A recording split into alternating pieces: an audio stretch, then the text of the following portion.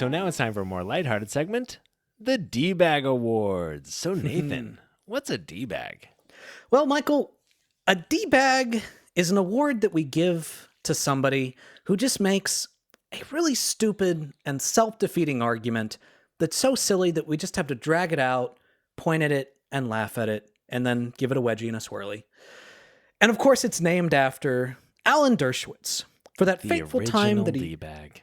The original D-Bag, for that fateful time that he stood in front of Congress, and he made the argument that Donald Trump could not possibly have done anything that rose to the level of impeachment when he tried to pressure Ukraine to help him to help him win an election, because it was in Donald Trump's best interest for him to win the election. He believed that it was in the country's best interest for him to win the election.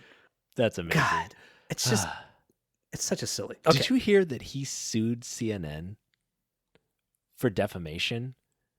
For sharing, What's to defame? For sharing that argument, for describing that argument in an article, and pointing out how stupid it was. And I hope he never watches this show, because we literally named an award off. I know, but he literally he recognized that the argument was so dumb that by repeating it, someone was defaming him. That's D-Bag level shit. Oh, man. But he's not even our D-Bag. Yeah, he's not even our D-Bag. D is not our D-Bag. So, Nathan, who is our D-Bag today? Our D-Bag is one of my favorite D-Bags. It's D-Bag Dave Rubin, which works perfectly because his name starts with a D. Yeah.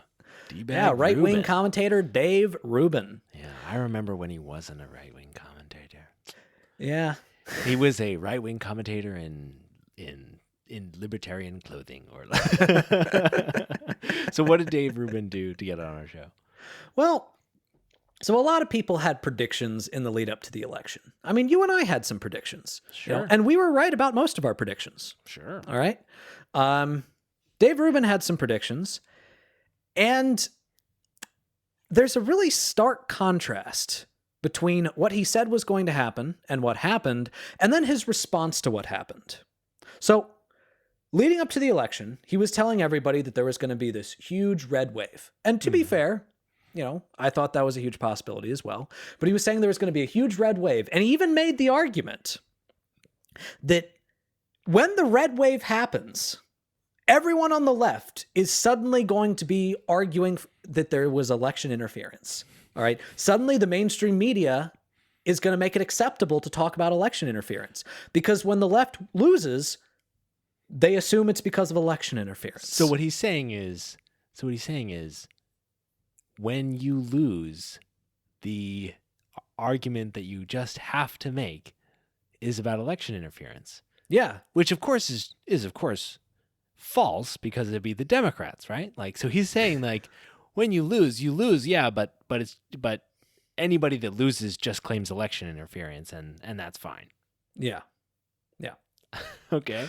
So then after the red wave became a red tinkle, he changed his tone and he started saying that there was election interference. Oh my God. He literally said, all these idiot Democrats, they're going to go around and they're going to say that there was election interference.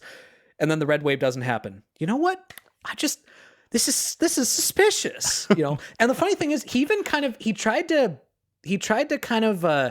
cover his own ass by saying, even if it's not necessarily happening, I mean, people think it might be happening, all right? Because it's taking so long for Arizona to count the ballots. Not this again. Yeah. People's thoroughness makes everybody doubt the thoroughness of the election. I mean, it's the funny thing. You project what you would do if you lost, and then you do that when you didn't lose, but you didn't win by as much as you thought you would win by. And on top of that, you made this running argument, this hilarious running argument that commentators keep making, where they say, well, I mean, even if it's not happening, people think it's happening, so it's worth investigating. The reason why people think it's happening is because shysters like you are spreading this bullshit. Yeah. All right? If you were a responsible commentator who actually cared about the truth, you wouldn't do that. Yeah. If you were an honest commentator and your listeners were coming to you and they believed that was happening, what you would do is you would say, no, that's not what's happening. And in fact, it's actually harmful for us to continue to think that this is what's happening, because the more we push this, the more we lose.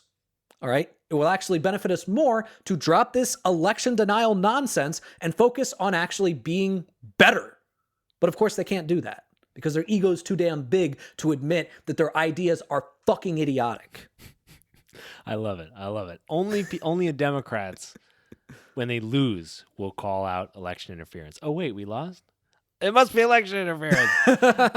This guy. Oh, man. This guy. Congratulations, D-Bag Jr. Rubin, for being this week's D-Bag.